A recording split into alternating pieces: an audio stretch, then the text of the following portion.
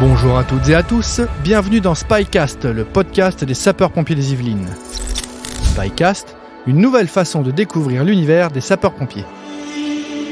Aujourd'hui, je pars à la rencontre de Diane et Alexandre qui vont m'expliquer quel est leur rôle en tant que sergent de sapeurs-pompiers.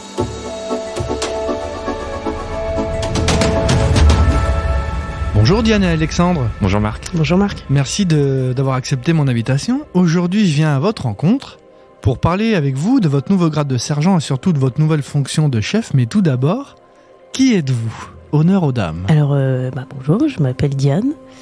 J'ai 34 ans, je suis sapeur-pompier volontaire depuis 11 ans maintenant. À côté de ça, je suis technicienne biomédicale dans un centre hospitalier. D'accord. Et je suis mariée, j'ai 2 jeunes enfants. Pas trop dur de mener la vie professionnelle et sapeur-pompier volontaire ? C'est un petit peu compliqué, mais c'est de l'organisation à avoir. Organisation, surtout avec un mari qui est pompier de Paris, c'est ça ? C'est ça, Ça oui. ne doit pas être simple. Non.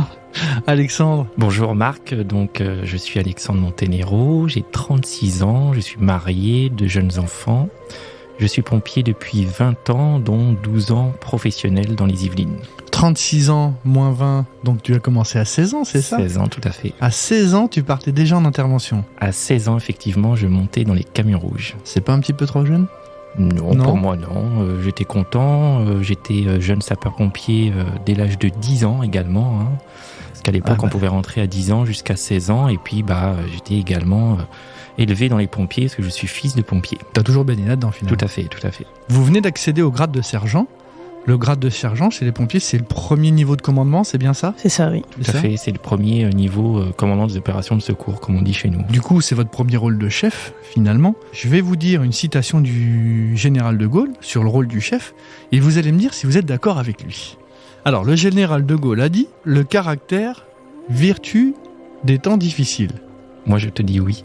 Ouais, je suis d'accord aussi, oui. ». Alors, qu'est-ce que ça veut dire, ça ? Ouais, ça veut dire que sur certaines interventions, quand on arrive, ça peut être un peu la guerre, justement. Ça peut être un peu compliqué. Et dans ce cas-là, il faut montrer qu'on est là, que c'est nous qui gérons. Bien se faire comprendre. Ouais.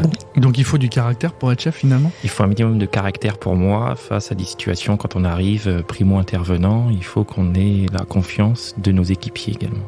Est-ce que vous pouvez me parler, du coup, d'une intervention qui vous a marqué tous les deux ? Diane ? Alors moi, une intervention qui m'a marquée, alors ça peut être un peu particulier. Moi, tout simplement, je suis arrivée pour un bébé qui était tombé par terre, donc un bébé de 2 mois, que la maman avait fait tomber par terre. Et en fait, je suis arrivée sur cette intervention avec 2 très jeunes équipiers, qui n'ont pas encore d'enfants. Et donc ça a été un peu compliqué parce que maman n'arrêtait pas de pleurer, le papa était stressé aussi. Donc il a fallu que je gère le gros stress des parents et en même temps que je sois claire avec mes équipiers qui n'ont pas l'habitude de manipuler un bébé de 2 mois. Qui plus est, n'ont pas du tout d'expérience, finalement. Ouais, en fait, oui, voilà, c'est ça. Donc il faut regarder ce que font les équipiers, il faut leur donner les bons commandements, et contrôler ce qu'ils font, c'est ça ? C'est ça, contrôler ce qu'ils font, et puis en même temps, s'assurer qu'on a les bonnes informations pour pouvoir passer un bilan rapidement après. Ah d'accord, donc le bilan, c'est à qui du coup ? Alors le bilan, on appelle le médecin du SAMU. D'accord, bon on y reviendra un petit peu après. Alexandre, est-ce que tu as une intervention qui te vient en tête, là, qui t'aurait marqué ? Ouais, une intervention type accident de la route, où on arrive face à une situation dramatique avec un jeune équipage avec moi en fait.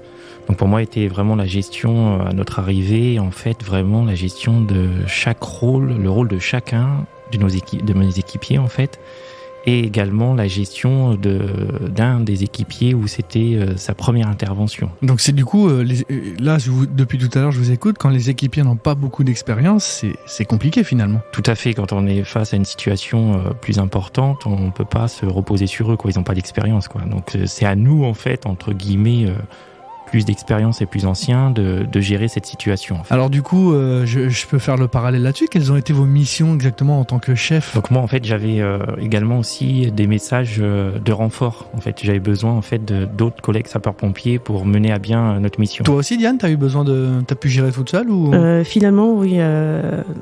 de par le bilan que j'ai passé au SAMU, il s'est avéré que j'avais pas besoin forcément d'une équipe médicale et voilà, ils m'ont juste demandé de transporter rapidement sur un centre. Du coup, c'est quoi ce fameux bilan au SAMU? Tu peux nous expliquer un petit peu comment ça se déroule? En fait, il faut comprendre que nous, les sapeurs-pompiers, on est le relais entre les victimes et le médecin régulateur qui est au bout du téléphone. Donc il faut être sûr qu'on a toutes les informations pour le médecin. Donc avant d'appeler le médecin, on prend tout ce qu'on appelle les constantes. Donc ça va être le pouls, ça va être la tension, ça va être la saturation en oxygène, voilà, toutes ces informations-là, les maladies, les allergies. Et en fait, en fonction de tout ce qu'on va leur donner, ils vont soit nous déclencher donc une équipe médicale, soit nous envoyer en fait sur un centre hospitalier spécialisé en fonction du cas qu'on a. C'est eux, le SAMU, qui décident d'où tu vas à l'hôpital en fait, c'est ça? Oui. Et toi, Alexandre, t'as fait la même chose sur ton intervention? Moi surtout, c'est que j'avais besoin de renforts de collègues pompiers en fait. Et en fait, le but, c'est dans les moins de 5 minutes par rapport à mon arrivée sur les lieux d'intervention, c'est de décrire la scène à mon centre opérationnel qui traite les appels et qui m'envoie du renfort pompier en fait. Ah ouais, donc toi, t'as un médecin du SAMU qui est venu alors? Tout à fait, par rapport à la gravité de mon intervention, j'avais besoin de l'appui d'un médecin du SAMU. Donc finalement, le rôle de sergent, c'est quand même, il faut gérer d'une part ses équipiers, de deux, il faut gérer l'environnement. Donc c'est pas simple quand même. Non, en fait, quand on fait la formation, on se rend compte à quel point on a une énorme responsabilité. En fait, tout passe par nous dans ces moments-là. Sergent, c'est le premier chef, en fait, le maillon de commandement chez les pompiers, en fait. Donc vraiment, quand on passe l'étape d'un équipier à chef, en fait, on a vraiment une marche qui était très haute, en fait. C'est vraiment une marche importante. Alors Diane, tu parlais de formation. Pour accéder à ces nouvelles fonctions, alors du coup, ça a été quoi les formations? Vu que toi, t'es volontaire et que toi, Alex, t'es professionnel, est-ce que la formation, c'est la même finalement? En fait, le contenu de la formation est la même pour les volontaires et les pros, puisque de toute manière, on fait le même travail. Après, c'est l'accès à cette formation qui n'est pas la même. Moi, il a juste fallu que je candidate et que j'ai les années suffisantes pour pouvoir candidater et après que ma candidature soit acceptée. C'est quoi les années minimum qu'il faut pour en tant que sapeur-pompier volontaire pour accéder à ce grade-là? Alors, je crois qu'il faut minimum 3 années de chef d'équipe incendie en tant que sapeur-pompier volontaire. D'accord. Et toi, Alexandre, alors du coup, comment tu as accédé à ce fameux grade? Donc nous, en tant que professionnels, en fait, il fallait passer soit un concours, soit un examen professionnel. Pour t'expliquer un petit peu, le concours, c'est à peu près 4 ans d'ancienneté dans les pompiers professionnels et être titulaire du diplôme de chef d'équipe caporal. Et après, tu as aussi l'accès via un examen professionnel, qui est mon cas en fait. Faut être plus ancien en fait dans les pompiers professionnels, donc il faut avoir soit le grade de caporal à caporal chef, c'est-à-dire au moins 4 années de chef d'équipe. Du coup, la différence entre le concours et l'examen, tu sais ce que c'est, non, exactement? Le concours, en fait, tu as une première phase qui est une phase écrite, un examen écrit, et tu as également après un oral devant un jury en fait, où tu exposes une situation et tu parles de toi par rapport à ton ancienneté. D'accord.